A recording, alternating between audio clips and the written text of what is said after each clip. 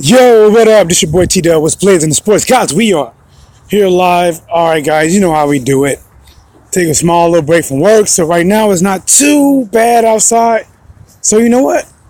Let's go on a nice little scroll and talk about Lomachenko, Tank Davis, and of course, yours truly, the one and only pound for pound best, at least in our era, Floyd Mayweather. All right, so a tweet that kind of got a little rise out of the boxing world.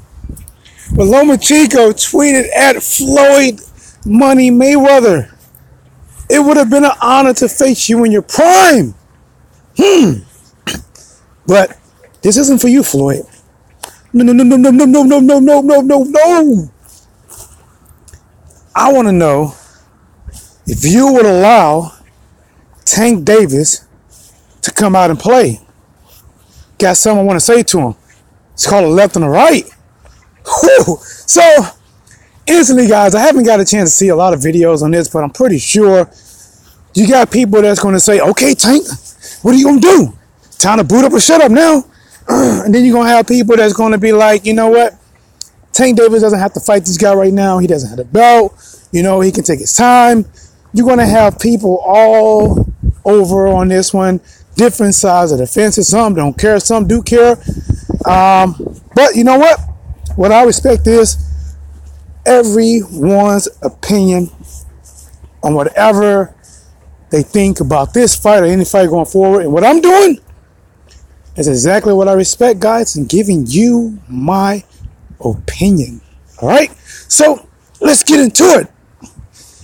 So, we didn't forget about Floyd. I'm going to talk about, how Floyd kind of responded on who Floyd think he should face as well. All right, so Lomachenko called out Tank Davis. Should Tank Davis take the fight or not? Question mark. To be honest, it's totally up to him.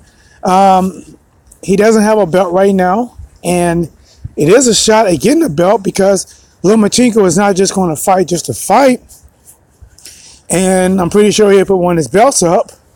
But you know what? Does Tank Davis feel like he's ready? Does he feel like he's fine-tuned enough to be able to compete with somebody, who is crafty and as skilled as Lomachenko? If Gervonta Davis still had the belt, I don't even sure that's even really a question, to be honest. When you don't have the belt, you can take enough fights, until you say you're ready or whatever, then you challenge for a title. But once you have the title, there really is no more, well, let me get a little bit better. No, you have the title. You either defend the title against top guys or you challenge other people, to unify or whatnot. At that point, once you're a title holder, it really, doesn't matter. You got the title, and it just makes sense to fight somebody that's on your level. But right now, I think Tank Davis has a few options. One, he can take the fight, but he know that this will probably most likely be the most difficult boxing skill match that he will face up to this date. Or he can try to target, maybe a lesser champion in his eyes that he can probably get just to at least be a title holder again. Because right now, if he does fight Lomachenko and he loses, it's going to knock Tank Davis down more. Because right now he doesn't have his title. He lost his title by not being disciplined, by not doing everything he needed to do to make the weight that he needed to make. Guys, give me a second. I thought it was going to be a little nice out here, but things are starting to get cold, so I'm actually going to sit in the car for a second. Cold in the car too. Surprise! But maybe it sounds a little bit better. So let's keep on with it, guys. So Tank Davis, Gervonta Davis has a few options. He could try to target somebody else, at least get a title if he can, and then maybe set up something for a unification bout. He does have an option to go to 135 because right now I'm hearing that he's killing himself to be at 130. And some people are trying to label Tank Davis as a ducker or whatever. And I don't believe that, because they're saying if he stays at 130, he got to face Lomachenko. He goes to 135, he has to face Mikey Garcia. like it's only one person in each one of those divisions. But let's touch on Floyd. Floyd says, basically, instead of going after Gervonta Davis, why not move up instead of fighting smaller opponents? I'm thinking he heading towards Ringadal and challenge yourself and fight someone like Mikey Garcia, which is it's an intriguing matchup because Mikey Garcia does not have blazing hand speed and nothing like that, but what he does have is really good fundamentals. He's just good all the way around, and he knows how to, force action. He can take a pretty good punch, and he's not going to be scared. So it is an intriguing matchup because can Lomachenko go in there and make Mikey Garcia look like the last four opponents? I mean, wow, can he do that? Or, is Mikey Garcia, will Mikey Garcia be a big enough challenge for him and actually stop him? Mikey definitely got the power to do it, but, that's a fight that we may or may not see. Lomachenko might just decide to stay around at 130 because if he calling out Tank Davis, then it looks like he may stay around 130. But guys, what do you feel about that? Do you feel that Tank Davis should take this opportunity and fight Lomachenko? If he wins, he did something that only one person has been able to do, which is Toledo, and I believe he retired. But right now, if he wins, this one will be even bigger than Toledo's because he beat Lomachenko when people have Lomachenko ranked at number 1.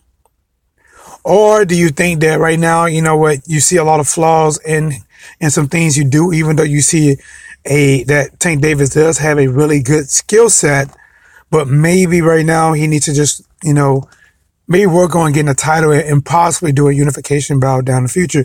Any one of them, guys, I'm not really going to knock anybody on any one decision you decide to make. Those are just ones I am throwing out there just to see what you guys think about it. And what do you think about Floyd? I believe Floyd said at one time that Lomachenko is the one who has to rush. He's 30. I believe he's really 29, maybe going on 30. And our fighter Tank Davis does not have to rush. And I believe he said that when Tank was a champion. And when you're a champion, I don't think you really can babysit the belt like that. I hate to say it like that, babysit, but it's pretty much what it is. You become a champion, but yet you're using your age or his age as a way of avoiding. When you're both champions, it doesn't matter age then.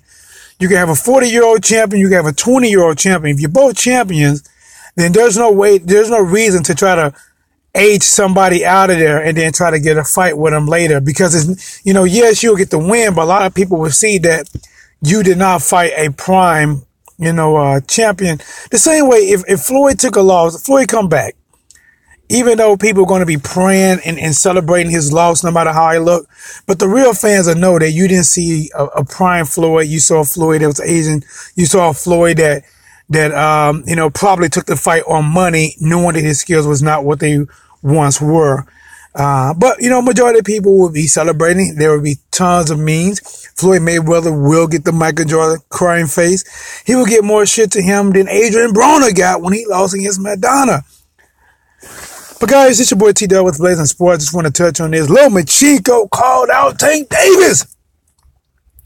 He said, Tank, I know you don't got no cigarettes, but do you want this smoke? Do you want this smoke?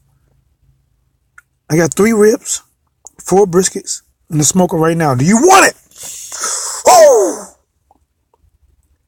I don't believe we heard from Tank Davis yet, but, he could have, guys, because, remember, I'm at work, so I don't get a chance to check all the social medias and see what's the response and whatever else going on. Maybe he did, but it looks like Floyd did respond. But Lomachenko did tweet at Floyd. So that's probably why Floyd came out and Floyd kind of, shielded his fight a little bit and then opened up another option for Lomachenko, which is Mikey Garcia, which is some people been talking about. And Mikey Garcia was basically like, Bob ain't gonna let him fight me. Because me and Bob already had bad business, which means he's not going to be that eager to let his fighter fight me. And I'm pretty sure Mikey is not going to fight for chump change because I don't think Mikey he's not signed to a promoter.